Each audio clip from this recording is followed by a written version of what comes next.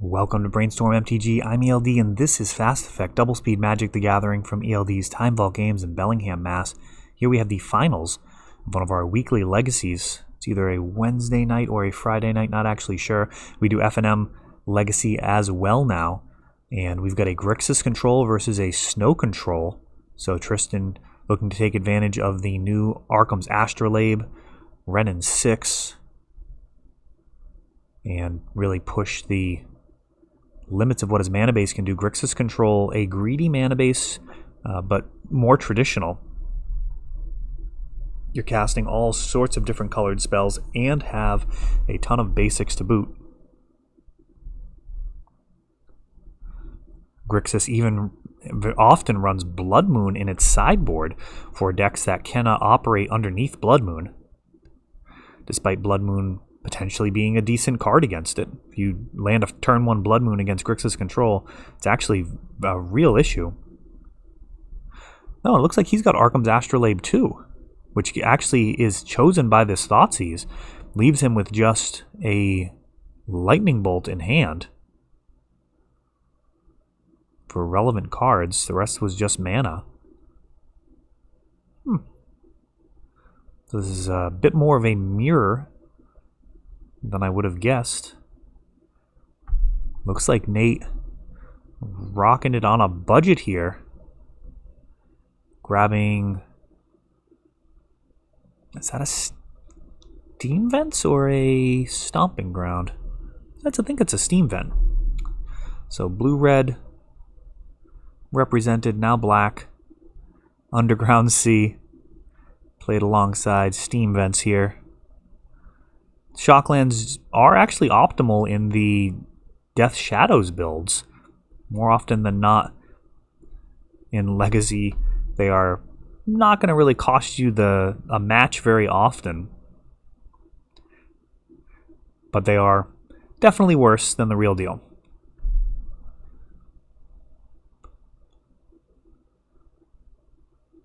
Scalding Tarn and now Renin 6. That gets hit with a Force of Negation, which will exile the Planeswalker.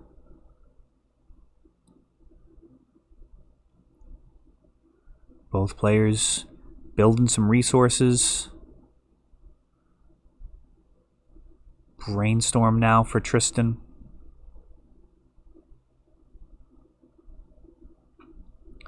And we've got a Snapcaster. Is he going to Force a Negation this? Wow.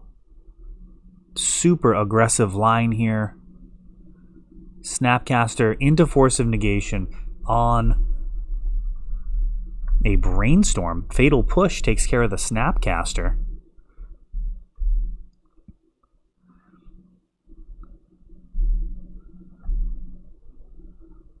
This reminds me a little bit of Old School, having played that format a bit. There are times where you can allow your opponent in a control mirror to kind of choke on all of their creature removal, not committing any creatures to the board, and then eventually wiping their hand out with a Mind Twist. That can be a pretty devastating strategy. And we see here a Thoughtseize, Kolgan's Command, or Abrupt Decay. Fairly easy choice. So now looks like Nate's going to still have to get past a pair of Force of Wills and an Abrupt Decay. A card like Baleful Strix could certainly help with that. Put you in a damned if you do, damned if you don't situation. Oh, but Jace the Mind Sculptor off the top. What a bomb. That is absolutely what the doctor ordered for Tristan.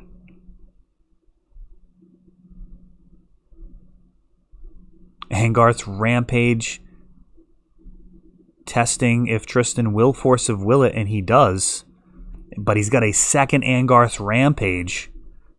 Back-to-back Edict effects, taking out the Planeswalker, exhausting Tristan's Force of Wills.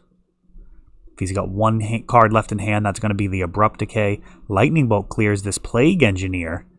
And now Thoughtseize fires back, taking the Lightning Bolt, leaving him with just a Fatal Push. Narset. These guys are just absolutely throwing haymakers here. The Narset sticking gets another card in hand, which is a Hymn to Torok, clears out, brutal, clears out that Abrupt Decay before he can use it on the Narset. She dips back into the pool, grabs another card, this time Ponder, and not only has she generated some card advantage, grabbing a couple of cards out of the deck for Nate, also now going to prevent all of Tristan's cantrips from being useful, and she finds, by way of Ponder, a Jace. So calling her friends to the party, and Ponder takes a look. It's going to shuffle, not draw. Looks like he's got to shuffle this. This is hot garbage.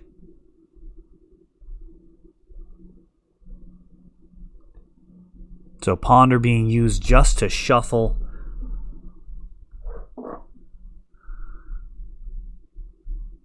And that is likely the beginning of the end.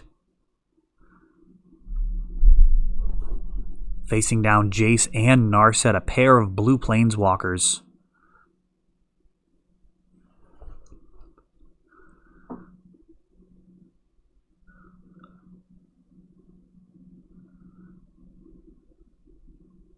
Gurmag Angler.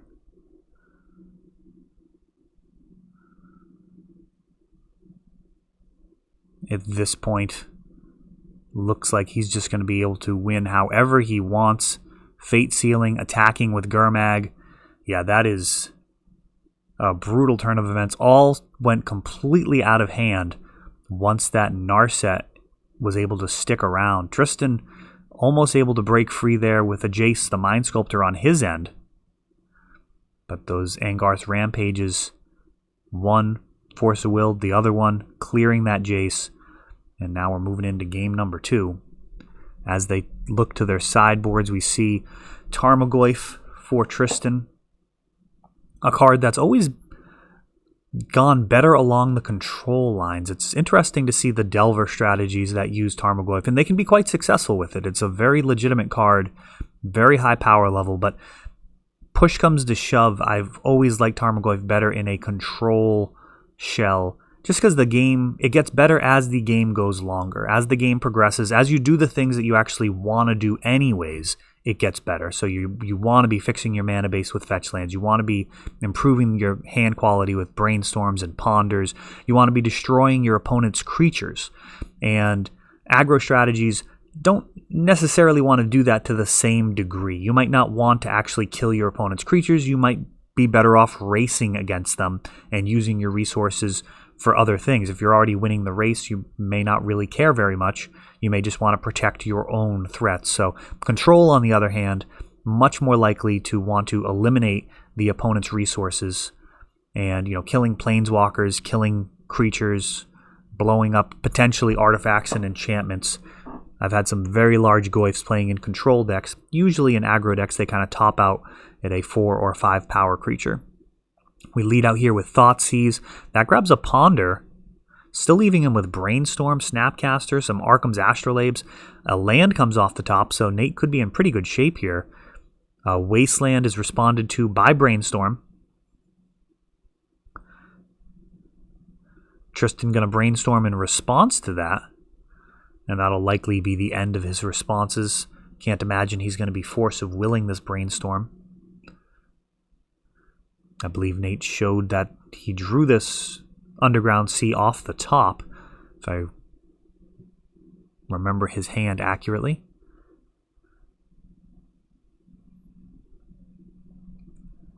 That Wasteland successfully clearing the Underground Sea, and now Polluted Delta grabbing the more resilient snow-covered basic island.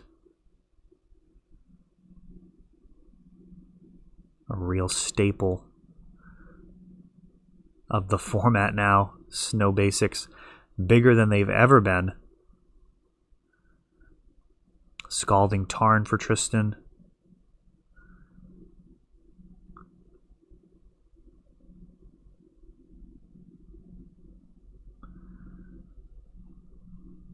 No snow mana yet for Tristan, just trading in dual lands right now. We've got a Brainstorm after the shuffle. And that's going to leave him with some pretty good options if Nate tries to do anything too uncomfortable. He's got a Spell Snare and a Force of Will. Inquisition of Kozilek. And that is actually going to grab one of these cards. Spell Snare gets pushed aside. Now he's got an Arkham Astrolabe in hand, but no Snow Mana.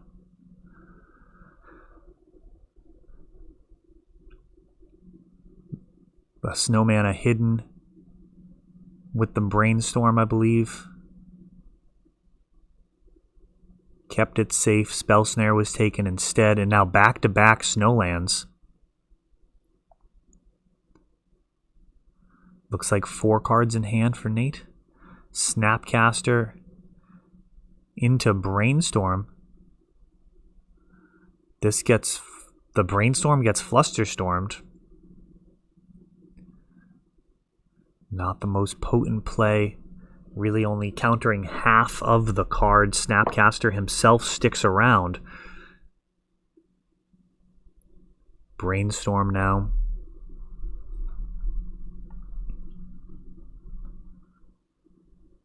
Ooh, and Leovold.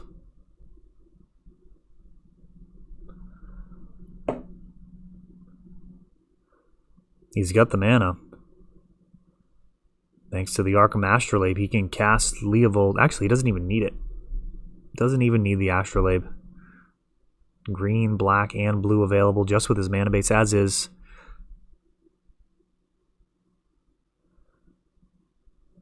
And Angarth's Rampage. That will target Tristan, so he does draw a card.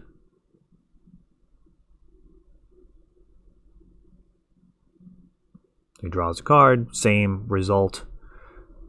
Ends up drawing an Abrupt Decay for turn. And Leovold, a card that hasn't been seeing as much play in the last month or so around here. Force of Negation, clearing Jace the Mind Sculptor. That was a heavy, heavy card off the top rope. Leovold is very, very good, but hasn't been seeing quite as much play. I'm not entirely sure why that is.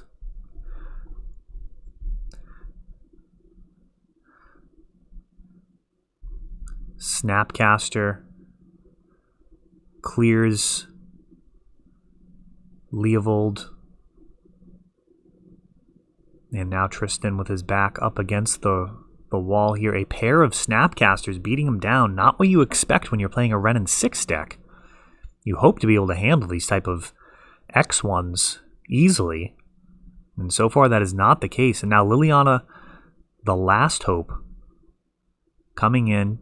Going to be able to return a creature. Or just start ticking up towards an ultimate. Snapcaster. So much better on the way back down. Abrupt Decay does stop Liliana from any type of Snapcaster recursion, which may have happened. And a Ponder now. Tristan down to just 7. Ren and 6 shows up a little late here. That's going to take out one of the Snapcasters.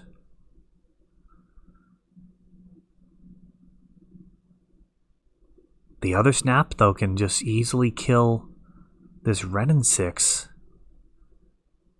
A very unfortunate use of the Planeswalker. Would have been nice to be able to handle this situation a little bit earlier before it got this far out of hand.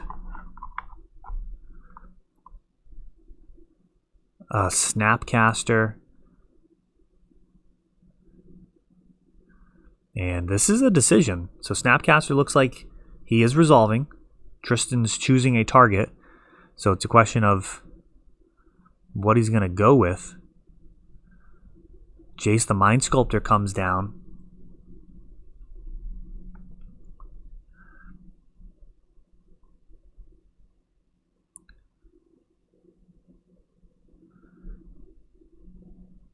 Looks like it was a Snapcaster for no value. Ren and 6 returns. A land. Jace is cast in Pyroblast. They do work so well together. returning lands, and then of course you can shuffle away those lands if need be, improving the quality of your hand while slightly diminishing the quality of the cards in your deck. Certainly worth the trade-off.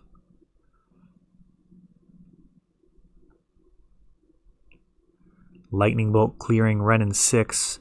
Jace the Mind Sculptor just dominating this board now. A Ponder for Nate. Looking to tighten his grasp on the game state. He's got a shuffle though, so this card's just going to be a random one. Arkham's Astrolabe drawing a card for Tristan. Oh, and Pyroblast is able to kill the Jace. And another one comes back down. Unreal. Just giving Tristan a little bit of hope as his Pyroblast resolves just to snatch it right away from him. Another Jace the Mind Sculptor.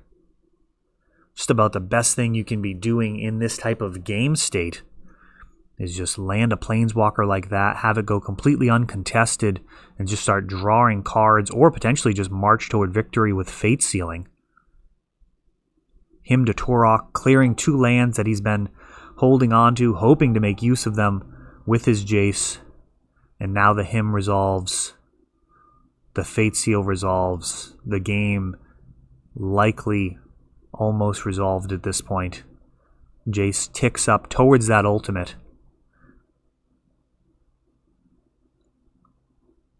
Baleful Strix coming down, drawing a card. And Gurmag Angler as well. Things spiraling wildly out of control. As Tristan can just watch as Nate's board grows more and more threatening. 6 damage coming in. Liliana's Triumph takes out a Baleful Strix, but that is not enough. And Tristan extends the hand as Nate takes down this weekly tournament here at ELD's Time Vault Games. All right, thanks for watching. That is all for this one, but don't worry, there is a lot more. You can check out our older videos, and we're always putting out new videos from ELD's Time Vault Games in Bellingham, Massachusetts. If you want to help the channel, of course, you can like, subscribe, share, tap that notification bell so you can know the next time our new videos come out. Thanks for watching.